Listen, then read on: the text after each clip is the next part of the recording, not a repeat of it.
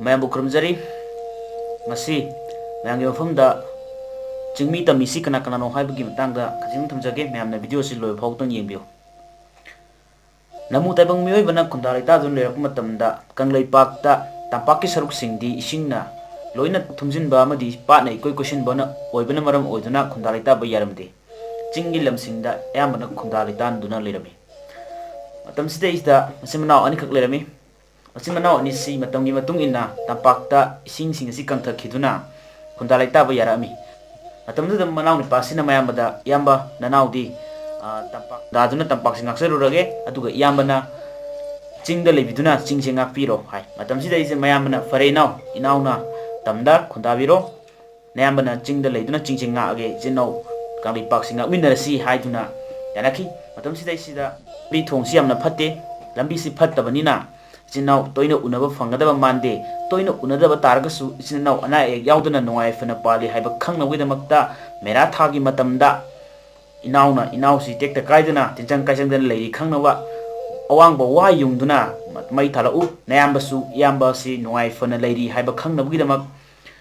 langmai thaduna yamba leiri haiba khangalake mataw sumna masimnau anisi manauna tamda mayambana chingda khundaminaki aduga da leibabuna tammi aduga chingda leibana chingmi laktujisidani tasengbaidi Hourakphmdu ama khaktani masin manauni awanbagi matung inna kanglai paksu Manipur haina onkirami Manipur onkima tamda adungai Ningthoujam haiba sana haktakta pamaibagi mingju Karemnaba sana onbigre santadas ko saina magi honajamanna kanglai pakki tampakta leiriba sinau singsi maming mathaji loina ongre araiba puya maikai maridagi khongjillaga mai thadok bigre maitai singi laning la shon punamak mangan bigre matam sida isidani maitai singi maraiba thibagi haibadi amamba ki tangkak ama oikribasi ko santadas ko saina akoigi nau Chingmi Tammi sing sin nusinadana aduki matik silame honarami lainingi khenaba hanthaba thakki chatnabi asigumba chatnabi singasi hawdokpirambani hawdokpiramaduna maram oirakanda akoina Chingmi Tammi gi nusinaba anisigi gap kaya ama lena chingdasu leiraba laining punamak nathaira kanda Christian laining lakhre aduga tampaktasu Hindu laining lakhi Hindu amadi Christian laining anigi marakta gap masu leikhi Hindu laining na kankhibana laining la shona lumna lawkhibana khongjunggi mahau da ngauduna akoigi tamda leiba matamdugi ipa ipusingna chingda leiba iyamba singbu ipa ipusingbu hanthaba thakni haina khanduna maram nusijanataba kayama tholki aduga chingda leiba matamdugi ipa ipusingnasu tamda leiba inauna akoibu usittana hanthana khali haibidama waroba kayama leikhi maram asinani nasigi chingmi sinau singna akoigi tampak singda akoibu hanthana yengbire hanthana khanbire haiduna akoibu waroribasi masi akoigi ipa ipusingi asoibani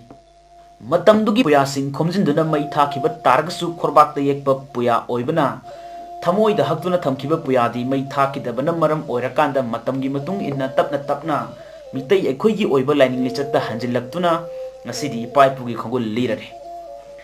ipa ipugi khogul lir matam sida iyamba kanano inauna kanano haiduna thiraknare asumna iyamba kanano hoina thirakku matam sidadi chingmi sinau singsina iyamba oidun leramle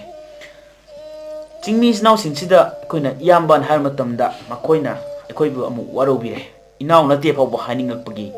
potuni jikleis kari dogi haningiba maramde akoigi paipu singsina Hindu laningde luptuna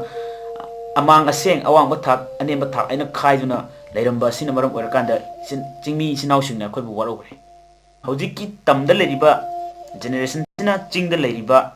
akoigi sinau singda kari karamba miyengda yengli habasini nainagadori migi sinau sing nusinadaba kayama thokiba taragasu hojiki sinau sing asidi hojiki miro sidi hojiki matam sidi lairik laisu hairaba puya masak khanglaba sinau ngakta oibana nusi chanabagi marida posilaknaba honari maitai singi lai haraubada tangkulnura bigi jagoi hapa mera hau songduna Chingmi amadi Tammigi afaba mari puraknaba honari loinana hojiki akoigi Chief Minister phaubana chingda sasi haiba program haudoktuna chinau sing punanaba honariba asini asumna hanjil hanjin akoina chinaw ni dun hanjin holok taragasu akoina chinaw ni haiduna haijaba taragasu chingmi chinaw singsinadi chinban da khaktang haiba thamoi di seng da boina lobiri masi ta seng wakki di laibak thibani akoi chinaw sing hujik hanjin matam oire aina aini mana mani haiduna akoini nakoini haiduna tongan tongan tanabagi matam du natre akoi hanjin bagi matam duni yorokle kwak ta wahongi matu thesinduna kwak no wahong onbudi kadunum de yaroi tamda leriba mitai singi tami singi atai tar matamda kana leitra matamda chingmi sinau sing natana kanamta leiroi aduga chingmi sinau singi su atai tar matamda awawa tar matamda kana leite haduni yang matamda tamda leriba tami sing mitai sing natana kanamta leiroi haibasi akoina khajin gadabni ki leiriba mirolna hojiki generation na hojiki mitai sing na hojiki chingmi sinau sing da kari karama mi yeng de yengliba ke haibasi nei na ba machangi haukiba asoiba sing puthok tuna hojik phaoba nungaina duna leibing matam du natre khwaidagi phaoba lambi di chingmi tammi ama toina punsin duna nusi chanal leimina basina khwaidagi aphaoba khongthang ni haibasi nei na hajaning libas tongan ba kanglup naiba wakan kanagumsi akoigi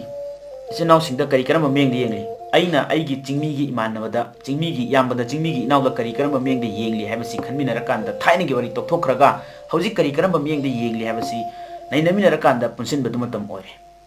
haibasi ni thamjini basi maramduna chingmi tammi sing asi amatani tongan ba kanglup naiba wakal amata leite tongan ba amata nate mito mirana amata nate chingmi tammi di amatani machin manaw ni haiba ofamji thamminarakanda chingmi singna pukhatpira ko wafam su karino afafata khaminaraga punna dum sarok yaminaba aduga maitai singna tami singna puthorakpa wafam singdasu chingmi ichin enaw singna sidi inaw singi afabani inaw singi ai fanabani habaji khanbirakanda punna support tongminasi ai wafam si mayamda thamjari karisu khamjadaba kaisu lejadaba aihakna khangjaba khachitang mayamda haijama tamda soiki lankiba mayam ama yaurongani yaurongliba singdu mayamna semdokpiraknaba matam pijari adum ai harang losin jagani aduga soiki lankiba yauragasu mayamna ngapiu haiduna haijari karamjari share tobiduna mipum punumakta yohanbiu haiduna haijari yai fare